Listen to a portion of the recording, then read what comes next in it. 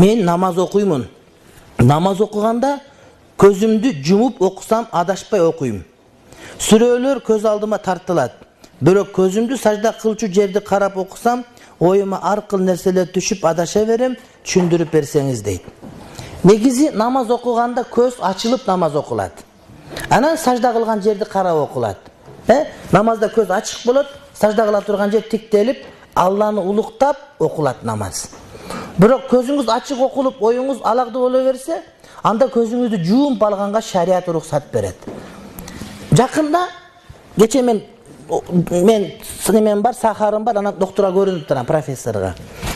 Барсам, ажеке бир кызык нерсе окудум дейт. Не десем, адамдын көзү өлгөнгө чейин ачкысы жок, так көрө тургандын бир гана жолу бар экен. Менин көзүм азыр ачки менен айырмалап тааный албайм, силер отурган жерде ачкысы жок. Ачки таксам гана билем, азыр ачкысы жок, кызыл жолу, көк жолукту эле билем, бирок адам тааный албайм. Апам отургузуп тааный албай калышы мүмкүн. Ушу ачкысы жок.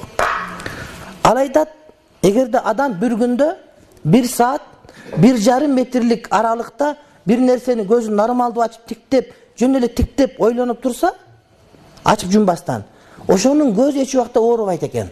Япондор изилдеп чыгыптыр.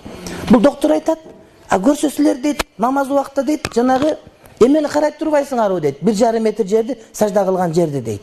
Көзүңөр чоң ачпайт экенсиңер, жүзүтпөйт экенсиңер, болушунча ачып окуйт экенсиңер. Демек, намазды кимде-ким шарият боюнча туура окуй турган болсо, эч убакта мунун көзү жаман болбойт экен. Муну азыр медицина изилдеп атат. Ошон үчүн көздү ачып окуган жакшы, а бирок такыр болбосо жумуп алсаңыз деле зыян тийбейт.